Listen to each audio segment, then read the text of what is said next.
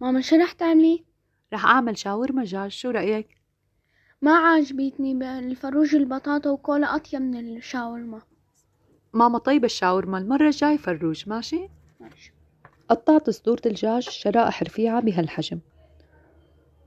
وهلأ رح جهز تبلة الشاورما: 6 أسنان توم مدقوقين، ملعقتين كبار من اللبن، نص عصير ليمونة ونص عصير بردقانة، وبرش نص ليمونة وبرش نص بردقانة، وملعقة صغيرة من دبس الفليفلة، وبهارات: ملح، كزبرة، فلفل أحمر، فلفل أسود، بصل بودرة، كمون، هيل، زنجبيل، قرفة، قرنفل.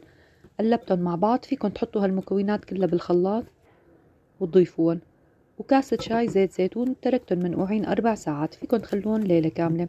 هون رح جهز عجينة خبزة الشاورما: نص كيلو طحين، ملعقة صغيرة من الملح، نص ملعقة صغيرة من المحلب، وكاسة كبيرة من المي، وكاسة شاي حليب، وكاسة شاي زيت نباتي. قلبتن مع بعض وعجنتن كتير منيح لحتى صارت العجينة ناعمة.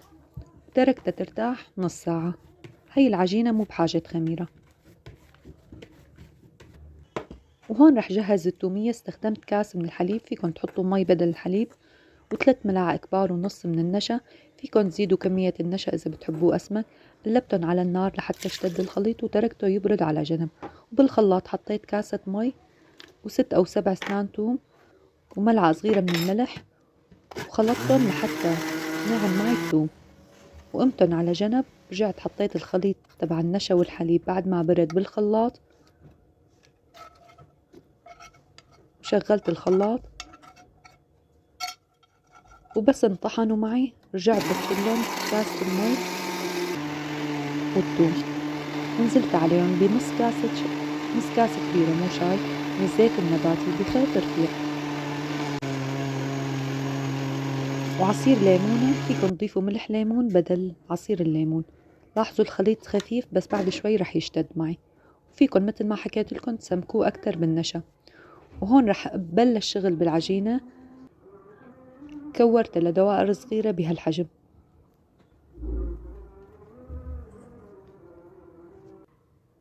وهلأ رح أفردهم بالشوبك. طبعا من رش طحين ليسهل علينا الفرد، ومنحاول قدر المستطاع نعمل الشكل دائري. وعلى الصاج عملتن، فيكن تعملون بمقلاية التيفال، وبس نفخوا معي قلبتن على الوش الثاني.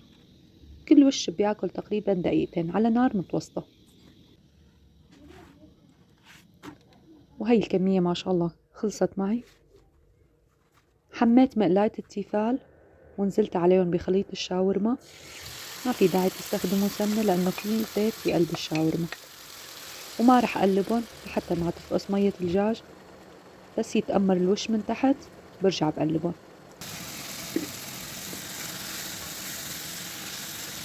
شغلت فحمة على جنب وحطيتها، ومن زيت الشاورما صفيتها ليطلع البخار تبعها وتاخد الشاورما نكهة الشوي. وهي النتيجة النهائية.